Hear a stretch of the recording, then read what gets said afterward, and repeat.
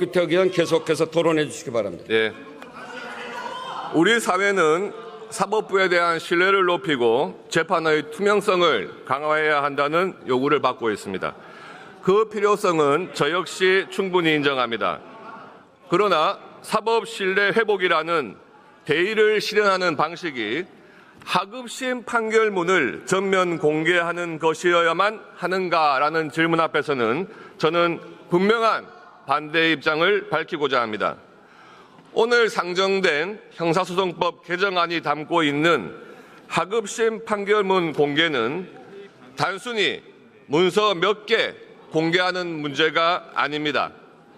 개인의 기본권, 인격권, 무죄 추정의 원칙, 재판의 독립, 여론재판, 사회적 낙인, 보안과 기술의 한계 등 여러 핵심적인 헌정 가치와 충돌하는 복합적인 문제이기 때문입니다. 사법 투명성은 중요합니다. 그러나 그 투명성이 국민의 인권과 공정한 재판을 받을 권리 위에 놓여서는 안 됩니다. 그 이유에 대해서 말씀드리겠습니다. 민주당은 수기의 과정도 없이 밀어붙인 미확정 하급심 판결문 공개에 대해 살펴보겠습니다. 사법 절차의 본질과 하급심 판결문의 성격에 관련된 문제입니다. 1심과 2심 판결문은 확정되지 않은 판단이며 사실관계 조사와 법리 검토가 동시에 이루어지는 진행 중인 과정의 산물입니다.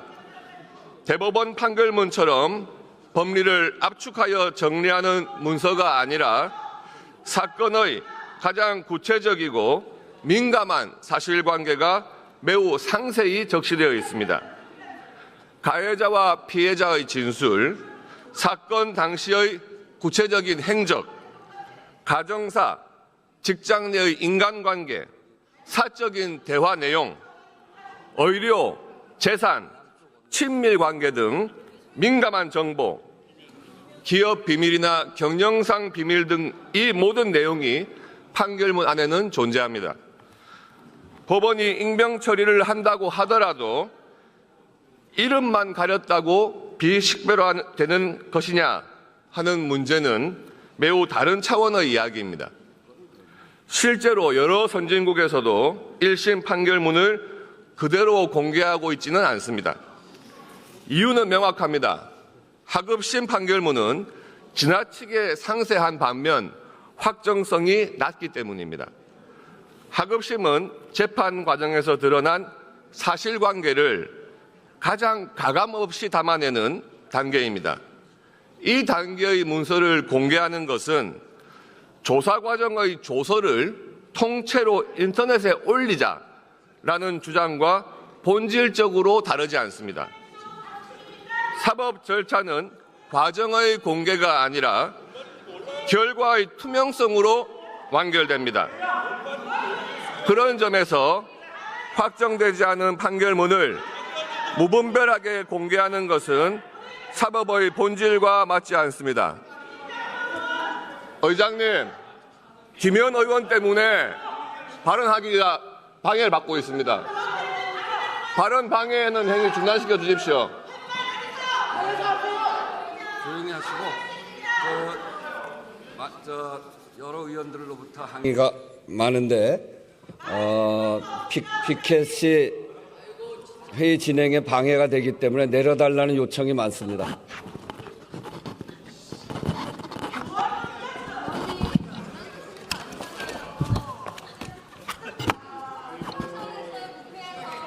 계속하겠습니다.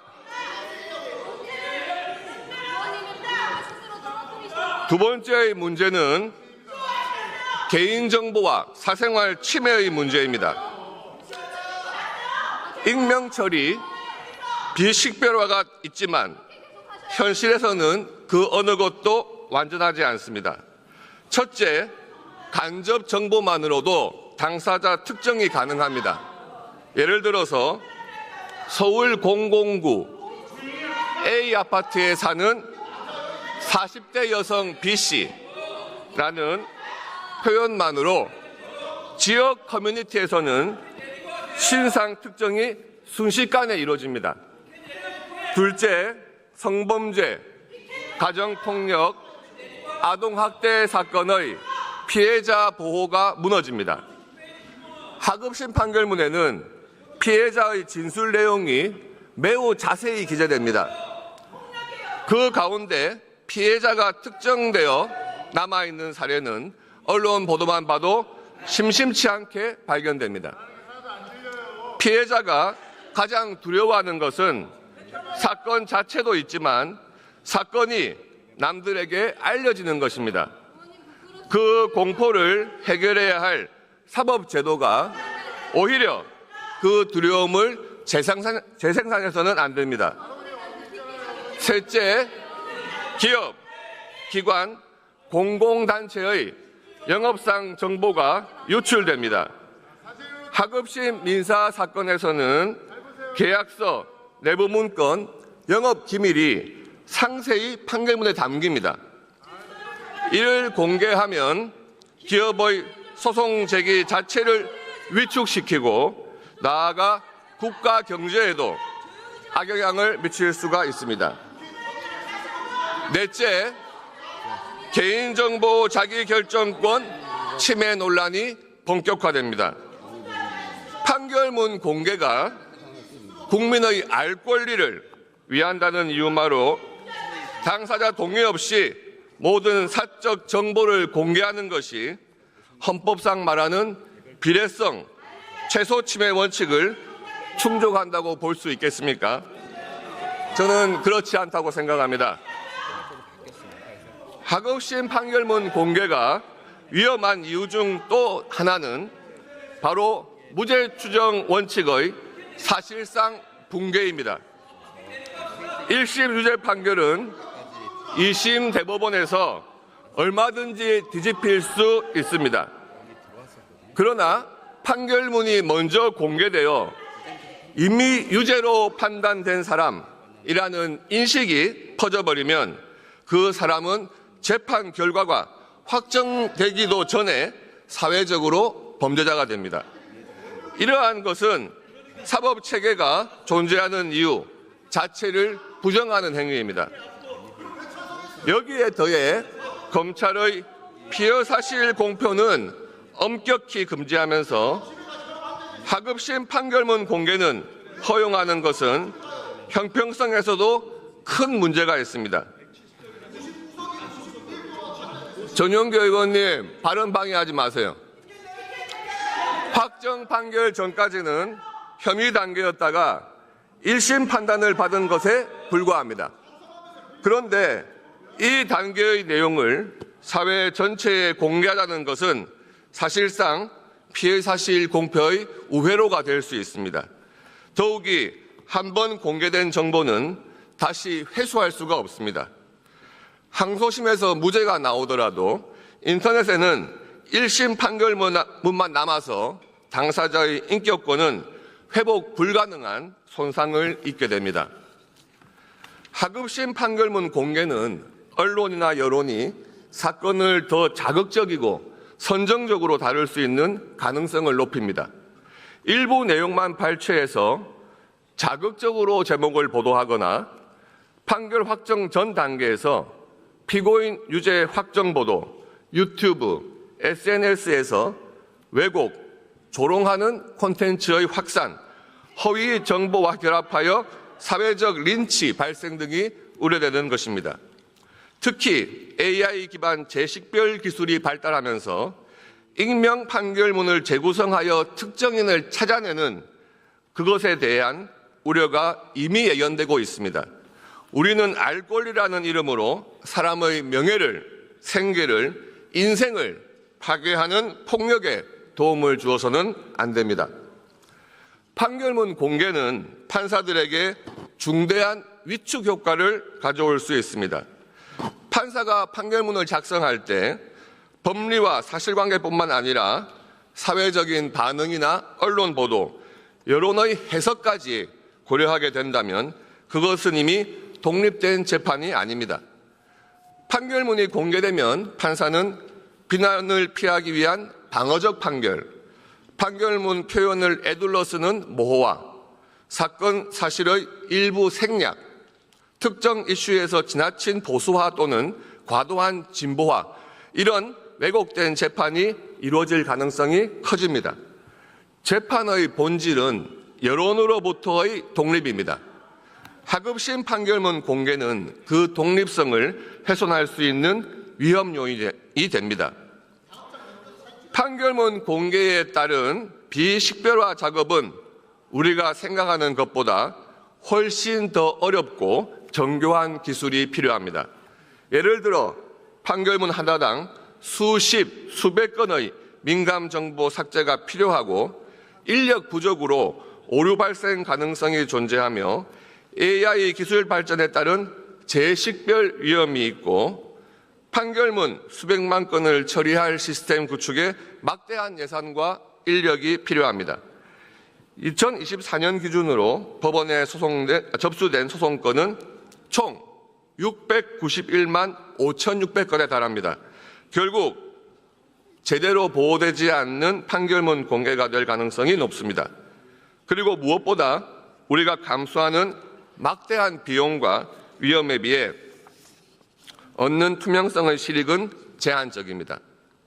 사법 신뢰 회복은 판결문 공개보다 사건 처리의 신속성, 재판제도 개선, 절차적 공정성 강화가 더 효과적입니다.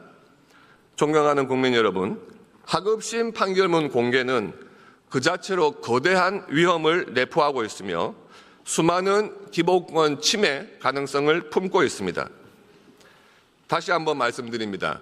사법의 투명성은 매우 중요합니다. 그러나 그 투명성이 인권을 파괴해서는 안 됩니다. 우리가 추구해야 할 방향은 전면 공개가 아니라 점진적, 보완적 접근입니다. 먼저 확정 판결 중심으로 공개하여 무죄 추정 원칙과 인권을 보호합시다. 또한 재판부에서 판결 요지문을 제공하여 사실관계를 최소화하고 법리 중심으로 공개되도록 제도화합시다. 아울러 성범죄, 가사사건, 아동사건과 같은 민감 사건은 원칙적으로 비공개하거나 엄격히 제한하도록 해야 합니다. 비식별화를 위한 전문 인력을 양성하고 기술 기준을 확립합시다.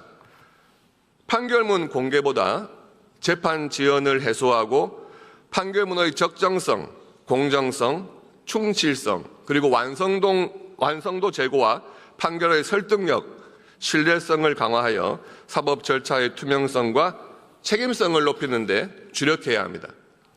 오늘의 토론이 단순히 논쟁을 넘어서 사법의 가치와 국민의 권리를 지키는 방향으로 나아가는 출발점이 되기를 바랍니다.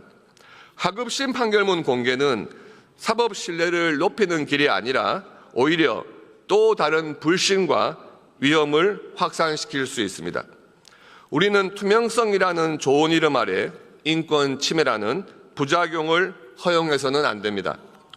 국민을 위한 법은 그 법이 적용될 모든 구성원의 현실을 세심하게 살피고 형사사법의 기본 원리를 균형 있게 반영할 때 비로소 참된 민생 법안이 될 수 있습니다. 특히 형사 절차는 억울한 국민을 만들지 않아야 하며 혐의 단계에서부터 재판이 확정되기까지 국민의 자유와 권리가 철저히 보호되어야 합니다. 그렇기에 국민의 기본권을 보장하고 공정한 형사사법 절차를 지키기 위한 입법적 노력은 우리 국회가 반드시 수행해야 할 책무이자 헌법이 부여한 의무입니다. 그러나 지금 우리 국회에서는 형사사법 체계의 원칙과 헌법적 한계를 무시한 채 형사 절차의 근본을 흔들고 재판의 독립성을 침해하며 무죄 추정, 적법 절차라는 대한민국 사법의 근간을 무너뜨릴 수 있는 위헌적 형사소송법 개정안들이 아무렇지도 않게 발의되고 논의되고 있습니다. 더욱 심각한 것은 국회 밖에서도 이재명 정권이 이러한 개정안들을 사실상 부추기고 형사사법 체계를 정치적 목적에 따라 재구성하려는 시도를 서슴지 않고 있다는 점입니다. 수사, 기소, 재판이라는 삼권 질서가 정치 권력의 영향력 아래에 놓일 경우 그 피해는 결국 국민 한 분 한 분에게 돌아가고 맙니다. 우리 헌정 질서가 어떻게 지켜질 수 있겠습니까? 앞으로 우리 국민의 자유와 인권 그리고 공정한 재판을 받을 권리를 어떻게 보장할 수 있겠습니까? 걱정과 우려가 앞서지 않을 수 없습니다.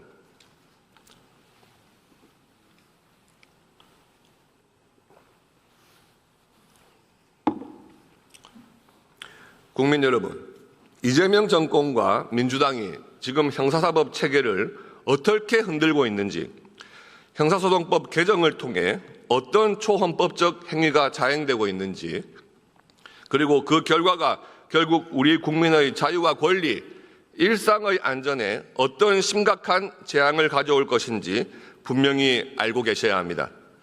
사법 관련 개정안들의 내용들은 우리 사회를 규율하는 기본 원칙인 헌법과 그 근본인 헌정 질서, 법치주의가 제대로 유지되고 지켜지는 상태에서만 작동할 수 있는 것입니다. 현재 국회에서 벌어지고 있는 사법체계를 파괴하는 위헌적 법안들은 하나하나 열거하기조차 힘듭니다.